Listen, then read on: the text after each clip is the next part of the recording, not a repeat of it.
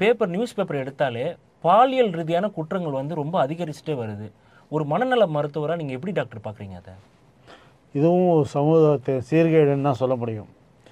அதாவது எல்லாருக்கும் sex feeling இருக்கும், எல்லாருக்கும் காமம் இதெல்லாமே இருக்கும், அதெல்லாம் அடங்கி இருக்கும். நம்ம ஒரு மிருகமாக இல்லாமல் மனுஷனாக இருக்கிறதுக்கு காரணம் நம்மளுடைய இச்சைகளை வெளிப்படுத்துறதில்ல வெளியே. அதனால் சமூகம் நடந்துகிட்ருக்கு. இந்த மொபைல், இந்த போர்னோ இதெல்லாம் நிறைய சைட் நிறைய பேர் பார்க்குறாங்க. அதனால் அவங்க மைண்டு குழம்பிடுது. விகாரமாக என்ன பண்ணலாம் அப்படின்னு தோணுது. இன்ஃபேக்ட் பார்த்தீங்கன்னா இந்த குழந்தைகளை பாலியல் பலாத்காரத்தில் பண்ணுறது வயசானவங்க தான். 50 வயசு 60 வயசு இருக்கிறவங்களாம் கூட பாலியல் பலாத்காரம் பண்ணுறாங்க. அப்படின்னா என்ன அர்த்தம்? அந்தளவுக்கு மனசு கெட்டு போயிருக்கு, சிதைஞ்சு போயிருக்கு.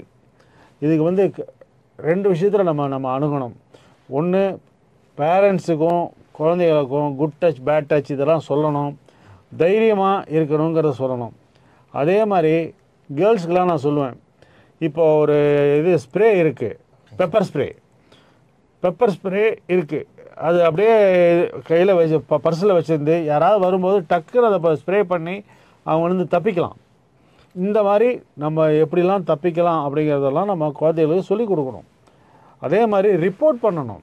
ரிப்போர்ட் பண்ணி 4 பேருக்கு மரண தண்டனை. இப்போ சமீபத்தில் கோயம்புத்தூரில் நடந்த ஒரு பாலியல் பலாத்காரத்தில் 15 வருஷம் தண்டனை கொடுத்துருக்காங்க. இது மரண தண்டனையாக போய் மாறணும். அந்த மரண தண்டனை மக்களுக்கு தெரிஞ்சால் மட்டும்தான் இதுக்கு ஒரு சொல்யூஷன் கிடைக்கும்.